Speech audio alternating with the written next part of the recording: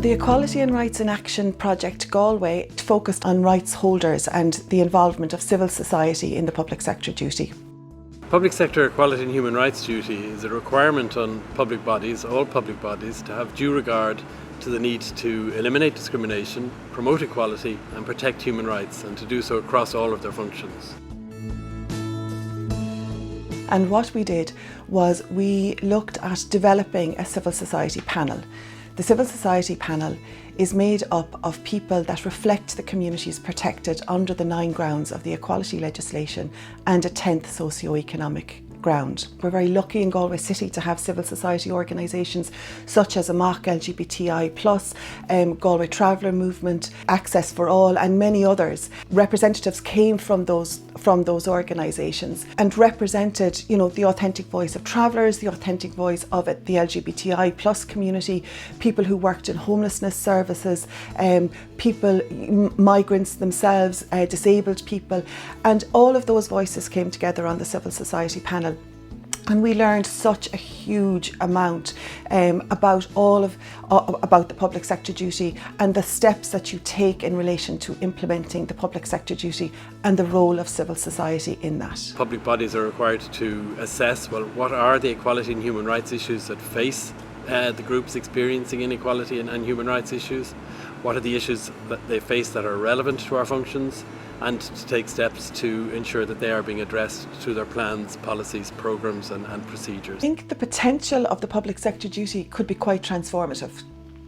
I think what it would do is it would put equality in the front line, the front and centre to the thinking of how a service is delivered, of how you treat people, and indeed how you treat your staff. It sets a set of standards for people to adhere to. So it ensures that inclusivity, equality and equity is brought into everything that we do as consumers and as a community. And so we prevent, I suppose, homophobic, transphobic and biphobic instances happening because we're putting in place things that show people, okay, this is how we should treat people, this is how we should respect people, and this is how we should let people live their lives in a way that's true to themselves.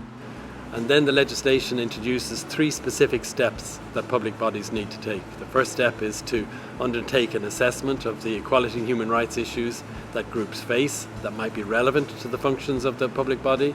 The second step is when they make a plan or a programme or a policy, or when they review a plan or a programme or a policy, they should identify and make sure that there are steps and actions in those to address the issues that they have identified. And then the third requirement is that each year they should report on the progress they've made in addressing these issues and in the steps they've taken to implement the duty. It will make a huge difference in terms of engagement of the community.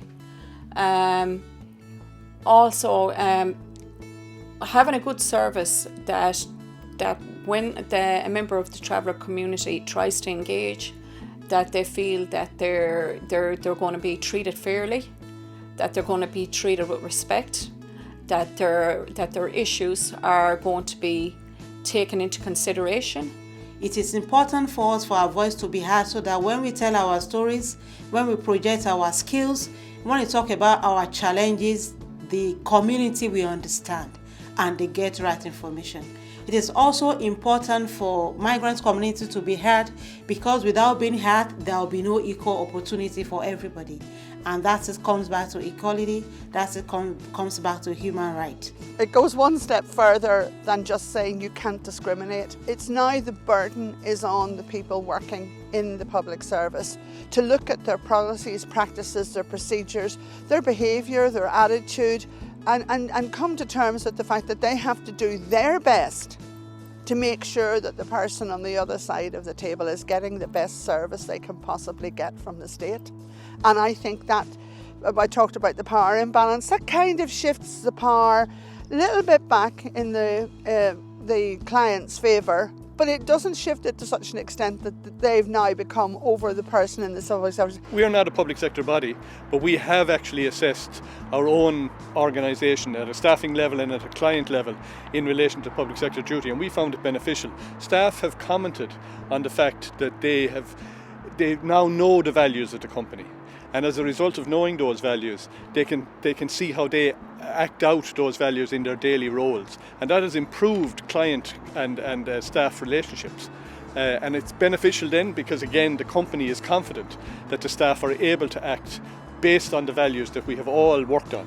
I know that it sounds like public sector duty sounds like a very onerous thing to do, and the assessment can take a lot of time, but it benefits for board and staff and clients being involved in assessing how an organisation operates long term has huge benefit. So there's a lot of work to be done. It's exciting times. I hope that the public sector will embrace this, and hopefully that we will see people with disabilities having their rights acknowledged, and that we'll have equal opportunity when it comes to accessing services and accessing employment and all the things that everybody in the island of Ireland can have. And I think it's really important that public bodies recognise that that lived experience has a lot to give to them in relation to developing their services and their strategies, because it's those people that know how those services affect those communities, and it's critical that there is an awareness of that amongst public sector bodies.